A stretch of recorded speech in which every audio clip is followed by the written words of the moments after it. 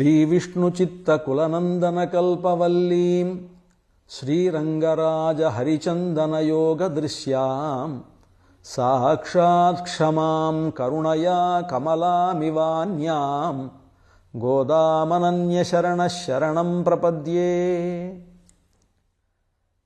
ధనుర్మాసం ప్రారంభమై ఈరోజు 8వ రోజు.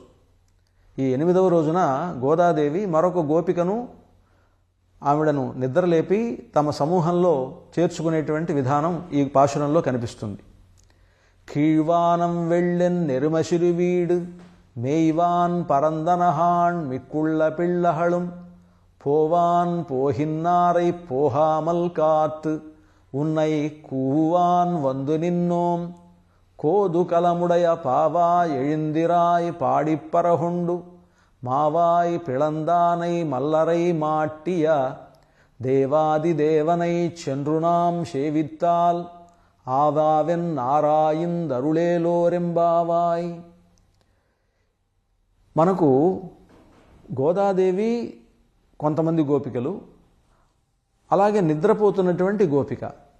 నిద్రపోతున్నటువంటి గోపికకు ఈ గోదాదేవి తెల్లవారింది అనడానికి చెప్పేటువంటి గుర్తులు ఇవన్నీ కూడా కేవలం ఏవో నిద్రపోతేటువంటి వాళ్ళని లేపడం కోసమని ఈ గోదాదేవి ఏదో చెప్తున్నది, తెల్లవారింది అనడానికి ఏవో గుర్తులు చెప్తున్నాయంటే కేవలం అంత మాత్రం చేత ఈ ప్రబంధానికి ఇది గొప్ప ప్రబంధం, ఇది గొప్ప విషయం అనడానికి అవకాశం లేదు. ఇక్కడ ఆ విధంగా చెప్పడంలో ప్రత్యేకమైనటువంటి అంతరార్థములు అనేకమైనవి ఉన్నాయి అని గత పాశురంలో భరద్వాజ పక్షులను గూర్చి ప్రస్తావించారు. ఆ భరద్వాజ పక్షులను గురించి ప్రస్తావించడంలో ఉద్దేశం ఏమిటంటే భరద్వాజ మహర్షి మనకు తోచాలి. భరద్వాజ మహర్షి మన భారతదేశానికి, సనాతనమైనటువంటి ధర్మానికి చేసినటువంటి గొప్ప సేవ తెలియాలి, ఆయన గొప్పతనం అనేటువంటిది మనం గుర్తించాలి అనేటువంటి అభిప్రాయం దాంట్లో కనిపిస్తుంది. అదేవిధంగా ఈరోజు పాశురంలో ఇంకో కొత్త విషయం చెప్తున్నారనమాట. అంటే తెల్లవారిందనడానికి ఒక కొత్త గుర్తు చెప్తున్నారు. అదేమిటంటే కీழ்వానం వెళ్ళెండ్రు. గోపికను నిద్రలేపుతున్నారు. అమ్మా నువ్వు నిద్రలేచి మా గోష్ఠిలో చేరు అని గోదాదేవి లోపల ఉండేటువంటి గోపికను నిద్రలేపగానే లోపల ఉండేటువంటి గోపిక అడిగింది, తెల్లవారిందా అప్పుడే అంటే అప్పుడు ఈ గోదాదేవి చెప్తున్నారు కీழ்వానం వెళ్ళెన్రు. కీழ்వానం, కీళ్ అంటే తూర్పు దిక్కు, కీழ்వానం అంటే తూర్పు దిక్కున ఉండేటువంటి ఆకాశం వెళ్ళెన్రు తెల్లగా అయిపోయింది అంటే ఏమిటి, తెల్లవారింది అని అర్థం అనమాట. అంటే తూర్పు దిక్కున ఉండేటువంటి ఆ ఆకాశం అనేటువంటిది తెల్లబడింది అంటే తెల్లవారుతున్నది. కీழ்వానం వెళ్ళెన్రు అని చెప్తూ వెళ్ళెన్రు ఎరుమై శిరువీడు మేయ్వాన్ పరందనహాన్. ఆ గేదెలన్నీ ఉన్నాయే, గేదెలు ఎలా ఉంటాయంటే నల్లగా ఉంటాయి. నల్లగా ఉండేటువంటి గేదెలు ఆ మేత మేయడానికి శిరువీడు మేయివాన్. శిరువీడు అంటే ఆ మంచులో తడిసినటువంటి చక్కగా లేతగా ఉండేటువంటి గడ్డి, మంచులు, దాన్ని ఏమంటారంటే శిరువీడు అంటారు తమిళంలో. ఆ లేతగడ్డి మీద మంచు పడింది, మంచుతోటి అది ప్రకాశిస్తూ ఉండేటువంటి ఆ గడ్డిని, ఆ లేత గడ్డిని తినడానికి గేదెలన్నీ కూడా తాము కట్లు విప్పుకొని పరిగెడుతూ వెళ్ళిపోతున్నాయి అన్నమాట. ఇక్కడ చెప్పడంలో చూడండి అందం. తెల్లవారింది, తెల్లవారిందనగానే చీకట్లు వెళ్ళిపోతాయి. గేదెలన్నీ నల్లగా ఉంటాయి కదా, నల్లగా ఉండేటువంటి గేదెలు చీకట్లు అనమాట. అంటే తెల్లవారుతూ ఉండగానే ఎట్లాగైతే చీకట్లు పారిపోతాయో చీకటిలాగా చీకటి వర్ణంలో ఉండేటువంటి నల్లనైనటువంటి గేదెలు అవన్నీ కూడా పరిగెత్తుకుంటూ వెళ్ళిపోయాయి. ఎక్కడికి వెళ్ళాయి అంటే శిరువీడు మేయివాన్. శిరువీడు అంటే లేతనైనటువంటి మంచుపడినటువంటి గడ్డిని మేయడం కోసమని అవన్నీ కూడా పారిపోయాయి. ఎరుమై శిరువీడు మేయివాన్ పరందనహాన్. ఎలా అంటే సూర్యుడు ఉదయిస్తే చీకటి ఎలాగైతే వెళ్ళిపోతుందో ఆ విధంగా గేదెలన్నీ కూడా పారిపోయి వెళ్ళిపోయాయి. మేయ్వాన్ పరందనహాన్ అనగానే ఆ లోపల ఉండేటువంటి గోపిక అన్నది, సరే ఆ గేదెలు వెళ్ళిపోయినాయి, అలాగే కొంతమంది మీరు నోము నోయాలని అనుకున్నటువంటి మనమంతా కూడా కలిసి నోద్దాం అనుకున్నప్పటికీ కొంతమంది వెళ్తూ ఉన్నారు కదా, నోము నోయడానికి, నోము నోచేటువంటి స్థలానికి వెళ్ళిపోయి ఉంటారు కదా.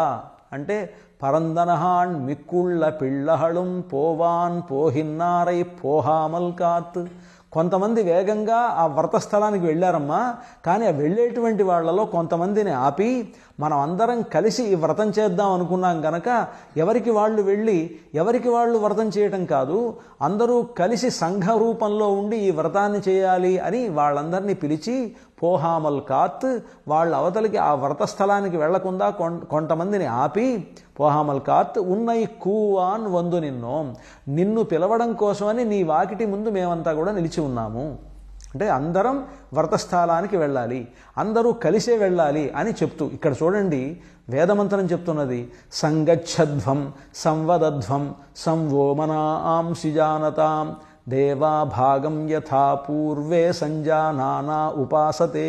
వేదం చెప్తున్నది సంగచ్చధ్వం సంవదధ్వం, అందరూ కలిసి నడవండి, సంవదధ్వం అందరూ కలిసి ఒకే మాట మాట్లాడండి. అంటే మన యొక్క సంగచ్చధ్వం అంటే కలిసి నడవడం అంటే అర్థం ఏమిటంటే కలిసి మన పనులు మనం చేసుకోవాలి, అందరం కలిసి ఉండాలి, అందరం ఒకే మాట మీద ఉండాలి అనేటువంటి ఒక గొప్ప సత్యాన్ని, వేదం చెప్పినటువంటి సత్యాన్ని గోదాదేవి ఈ గోపికలకు నిద్రలేపి తనతో కలుపుకోవడం అనేటువంటి ఒక ప్రక్రియ ద్వారా, అంటే ఇది ఒక నాటకీయమైనటువంటి ప్రక్రియ ద్వారా మనకు తెలియజేస్తున్నారన్నమాట గోదాదేవి. కనుకనే ఉన్నాయి కూవాన్ వద్దు నిన్ను మా గోష్ఠిలో కలుపుకోవడానికి, నిన్ను పిలవడానికి, నిన్ను నిద్రలేపి మనందరం కలిసి వెళ్ళడం కోసమని కూవాన్ వందు నీ వాకిటి ముందు నిల్చునున్నామమ్మా. ఉన్నాయి కూవాన్ వందు కోదు కలముడయ పావాయ్ ఎഴുందిరాయ్. పావాయ్ అంటే బాలిక, గోపబాలిక, పావాయ్ అంటే గోపబాలిక, కోదుకలముడయాయ్ గొప్ప కుతూహలం కలిగినటువంటి దానా. కుతూహలం ఇదేని ఎందు కుతూహలం, కుతూహలం అంటే మనం ఇది సాధించాలి, ఇది చేయాలి అని ఒక రకమైనటువంటి కుతూహలం కలిగి ఉండడం. అటువంటి ఒక ఆధ్యాత్మిక చింతనలో, ఆధ్యాత్మిక సాధనలో కోదుకలముడయ పావాయ్, గొప్ప కుతూహలం కలిగినటువంటి పావాయ్ ఓ బాలిక, గోపబాలిక, ఎഴുందిరాయ్ నిద్రలేవలసింది, పాడి పరహొండు మావాయి పిళందానే. మనం ఏం చేయాలి అని అంటే పాడి భగవంతుణ్ణి పాడాలి, పాడి పరహొండు, భగవంతుణ్ణి పాడితే ఆయన మనకు పరై ఇస్తాడు. పరై అంటే ఏమిటి అర్థం? పరై అంటే ఒక నోము చేయడానికి దాంట్లో ఒక రకమైనటువంటి సాధనం. నోము చేసేటప్పుడు వాయిద్యాల్లో పరై అనేటువంటిది ఒక వాయిద్యంట. కానీ ఇక్కడ పరై అంటే కేవలం వాయిద్యమేనా అంటే ఆ వాద్యం మాత్రమే కాదండి, పరై అంటే పురుషార్థం అని ఒక అర్థం. ఏమిటా పురుషార్థం? మనం ఏదైతే కోరుతున్నామో కోరేటువంటి పురుషార్థాన్ని భగవంతుడు ఇస్తాడు గనక అటువంటి పురుషార్థాన్ని ప్రసాదించేటువంటి భగవంతుని ద్వారా ఆ పురుషార్థమును స్వీకరించి పాడి పరహొండు. ఎట్లా ఆ పరై అనేటువంటి దాన్ని స్వీకరించి మనం భగవంతుని కూడా సంకీర్తనం చేయాలి. మావాయి పిళందానై మల్లరై మాట్టియ. మావాయి పిళందానై, కేశి అనేటువంటి రాక్షసుడు ఒక గుర్రం రూపంలో వచ్చాడు కృష్ణుణ్ణి సంహరించడానికి. అప్పుడు మావాయి పిళందానై, ఆ గుర్రం రూపంలో వచ్చినటువంటి ఆ రాక్షసుణ్ణి ఆ గుర్రం నోట్లో చేయి పెట్టి రెండు చేతులతోటి చీల్చిబడేశాట కృష్ణ పరమాత్మ. ఆ విధంగా కేశి అనేటువంటి రాక్షసుణ్ణి సంహరించాడు గనక ఆయనకు, కృష్ణ పరమాత్మకు కేశవుడు అని పేరు వచ్చింది. కనుక మావాయి పిళందానై, దుష్టమైనటువంటి గుర్రము రూపంలో వచ్చినటువంటి కేశి అనేటువంటి రాక్షసుణ్ణి పిళందానై చీల్చివేసినటువంటి వాడు. మల్లరై మాట్య, చాణూర ముష్టికులు అనేటువంటి ఇద్దరు మల్లుల్ని, మల్లయోధులైనటువంటి వాళ్ళని, కంసుడి సభలో ఉన్నటువంటి మల్లయోధుల్ని మల్లరై మాట్య సంహరించినటువంటి వాడు. మావాయి పిళందానై మల్లరై మాట్య దేవాదిదేవనై. ఆయన ఎవరు అనంటే దేవాది దేవుడు, బ్రహ్మాది దేవతలకు కూడా దేవుడైనటువంటి వాడు కృష్ణ పరమాత్మ. అలాంటి దేవాది దేవనై, ఆ దేవాది దేవుణ్ణి శండ్రునాం సేవిత్తాల్, ఆయన దగ్గరకే మనం వెళ్ళి ఆయన గనక సేవించినట్లయితే శండ్రునాం సేవిత్తాల్ ఆవావెన్రు ఆరాయిందరుల్. అయ్యో బీరే వచ్చారా, నేను రావలసి ఉండగా ఉపస్థేయై ఉపస్థిత. ఆనాడు ఋషుల దగ్గరికి భగవంతుడు వెళ్ళినప్పుడు ఆ ఋషులే ఆ భగవంతుడి దగ్గరికి వచ్చారట, రామచంద్రమూర్తి దగ్గరికి వచ్చారు. వచ్చి తమ యొక్క గూడంతా చెప్పుకుంటే రాముడు అన్నాడు, నేనే మీ దగ్గరికి వచ్చి మీ కష్టములు తీర్చవలసి ఉండగా మీరు నా దగ్గరికి రావడం ఏమిటి అని బాధపడ్డాడు ఆయన. అదేవిధంగా ఆవావిన్ రారాయింద్, అయ్యోయ్యో మీరు వచ్చారా అని మనకు కావలసినటువంటి అపేక్షితములను వాటిని విని ఆరాయిందరుల్, చక్కగా ఆయన మనకు అనుగ్రహిస్తాడు అని ఈ పాశురంలో గోదాదేవి లోపల ఉండేటువంటి గోపికను ఆ నిద్రలేపుతూ తమ గోష్ఠిలో చేర్చుకున్నది అనేటువంటి విషయం మనకు తెలుస్తూ ఉన్నది. స్వోచ్ఛిష్ట మాలికాబంధ గంధబంధుర జిష్ణవే విష్ణుచిత్త తనూజాయై గోదాయై నిత్యమంగళం.